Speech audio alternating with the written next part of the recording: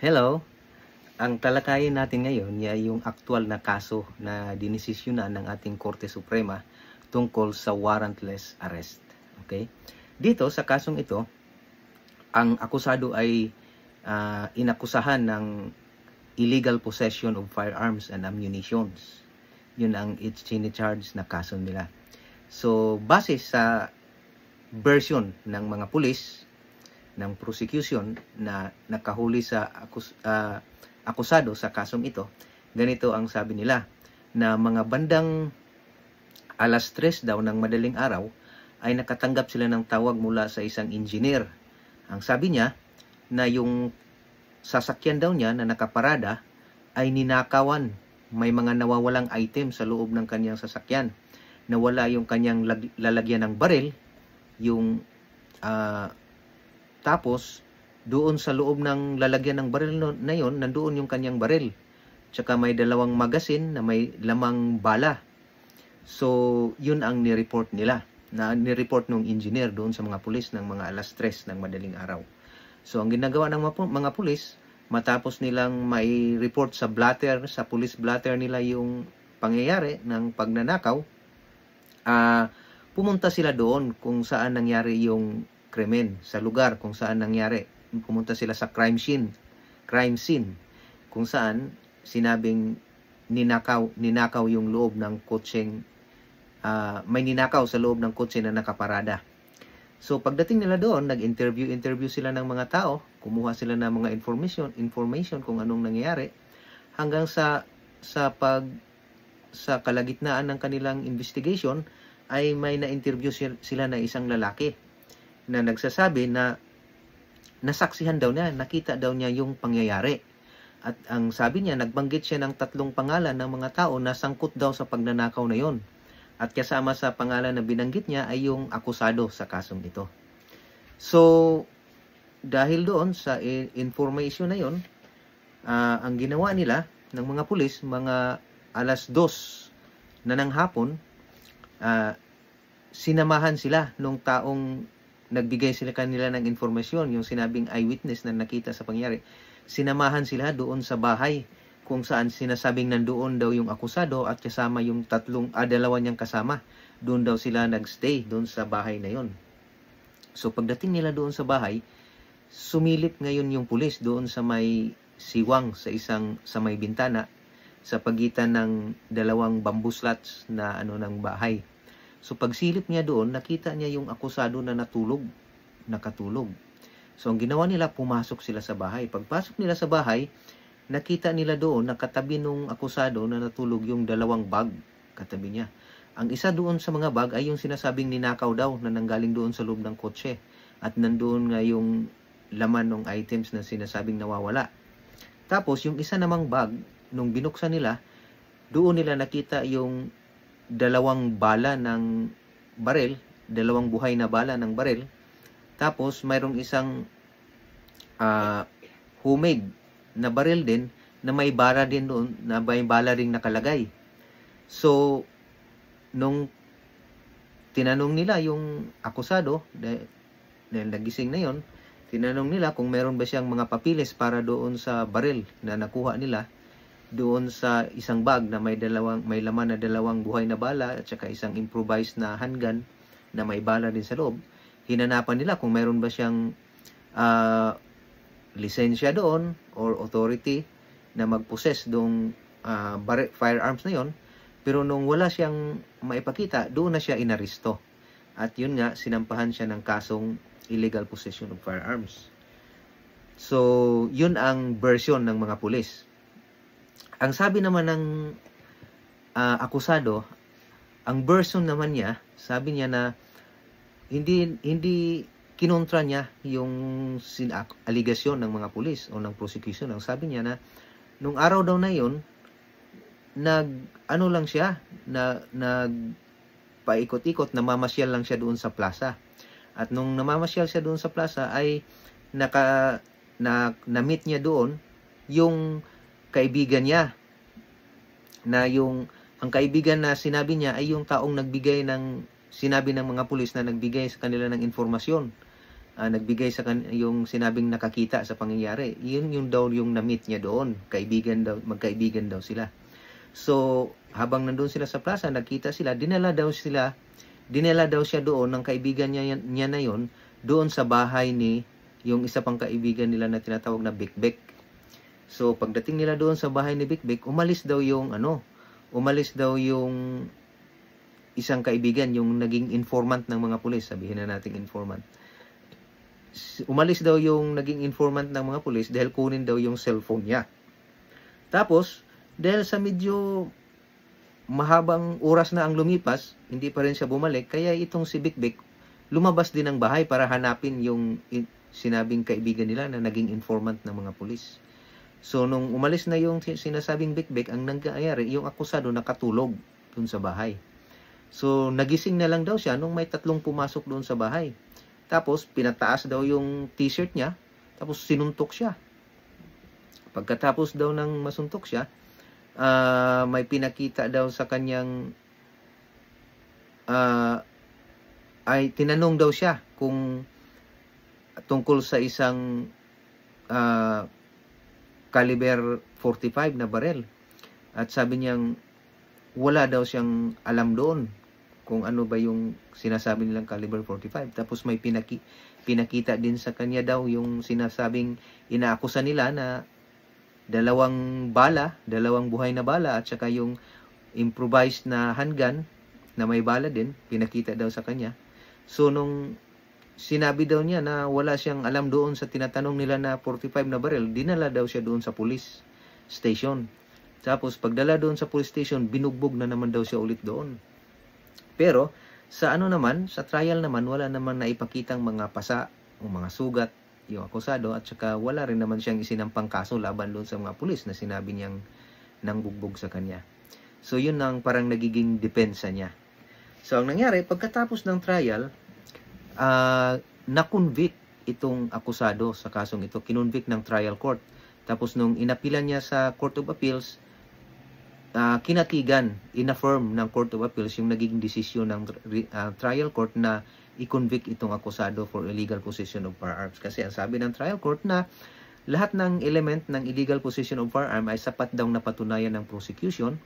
At saka sabi din nila, yung trial court at saka yung CA, na valid, legal yung pagka-aresto niya sa kanya base doon sa section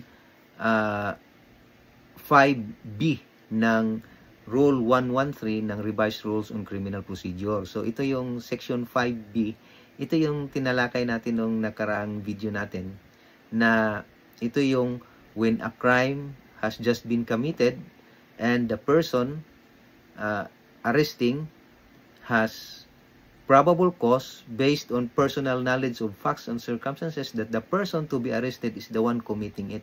So ito yung pwede ang warrantless arrest kung sakaling katatapos lang mangyari yung krimen at saka yung tao na huhuli ay yung pulis halimbawa ay mayroon siyang probable cause base sa personal knowledge sa mga circumstances na nangyari, nakapaligid doon sa krimen, na yung taong arestuhin niya ay siya yung gumawa ng krimen.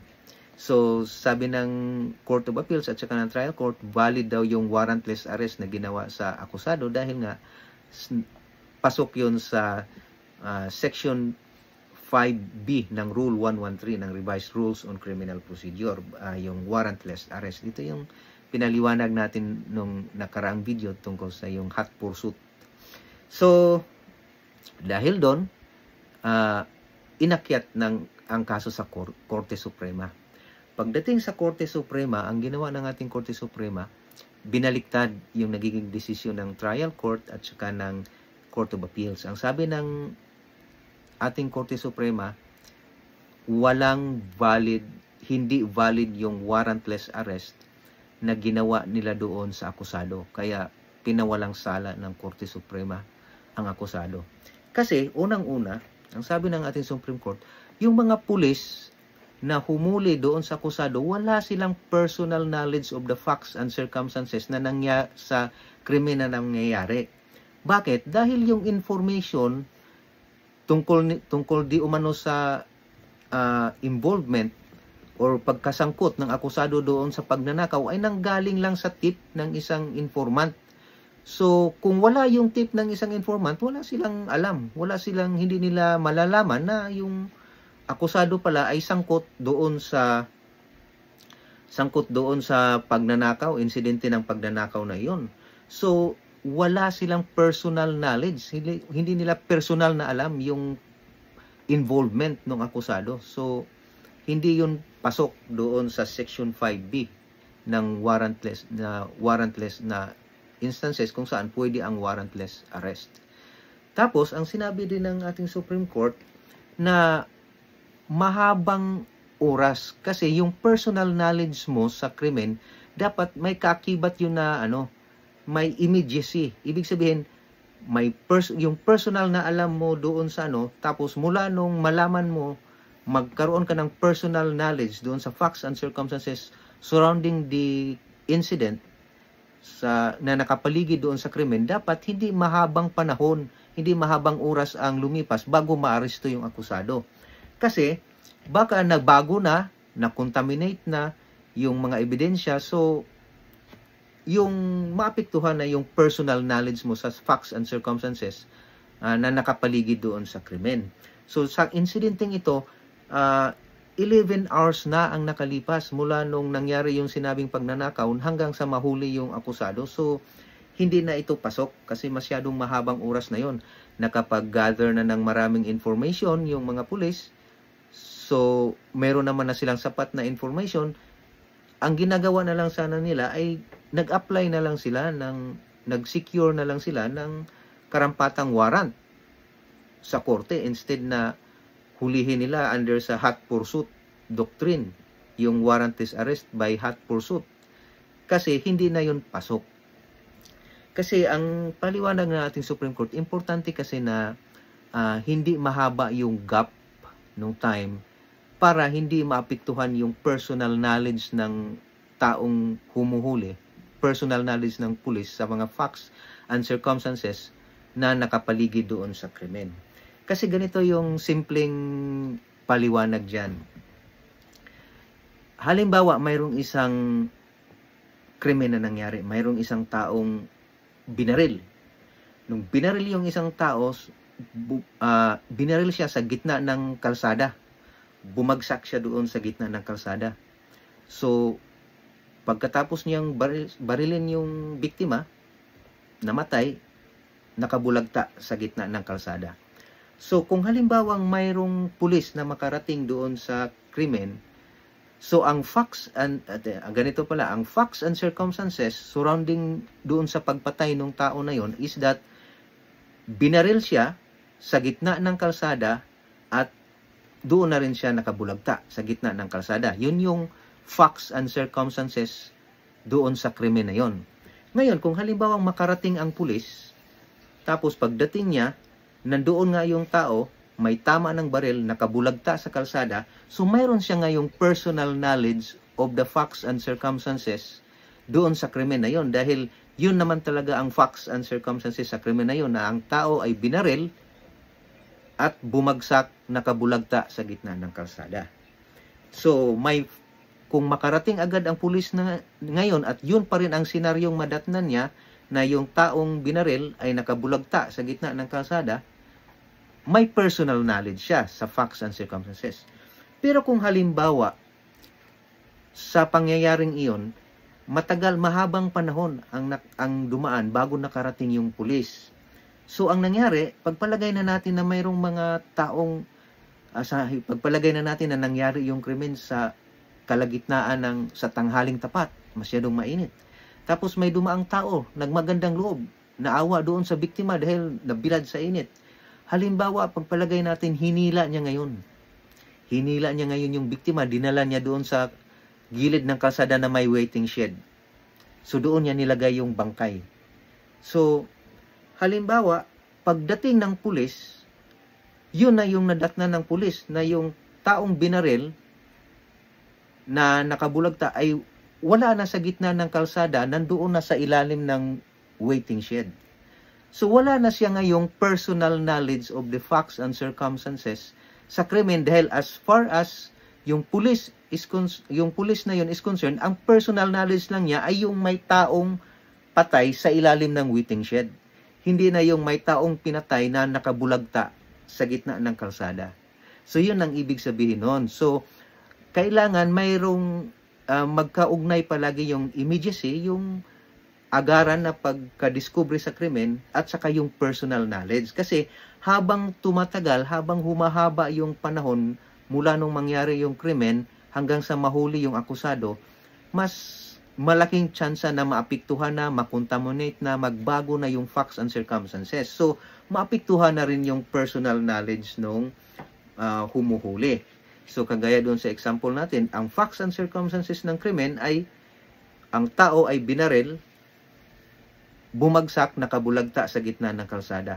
Pero kung dahil sa tagal ng panahon na nakarating yung pulis, nagalaw na yung tao, nilipat na doon sa waiting shed, pagdating niya doon, wala na siya ngayong personal knowledge sa facts and circumstances sa krimen, dahil as far as yung pulis is concerned, ang personal knowledge niya ngayon ay taong patay sa ilalim ng waiting shed, hindi na yung taong pinatay sa gitna ng kalsada. So, yun yung simple na explanation doon. So, dahil sa pangyayaring ito, sabi ng ating Supreme Court, unang-una, walang personal knowledge yung mga pulis na humuli. Dahil nga, yung information na nakuha nila ay nanggaling sa tip sa informant. Hindi nila personal na alam yon, kundi nanggaling lang sa ibang tao. Kaya kung wala yung information sa ibang tao, hindi nila alam na sangkot pala yung akusado doon. At saka nga, masyadong mahaba na yung gap mula nung ni-report yung sinabing insidente ng pagnanakaw hanggang sa time na nahuli yung akusado, lumipas na yung 11 hours. So maraming posibilidad na marami ng mga intervening events na nangyayari na maaring nakapagbago na doon sa personal knowledge ng mga pulis. So hindi siya pasok doon sa requirement ng Section 5B para matawag siya na warrantless arrest. Kaya ang ginawa ng ating Supreme Court, pinawalang sala, na acquit yung akusado sa kasong ito.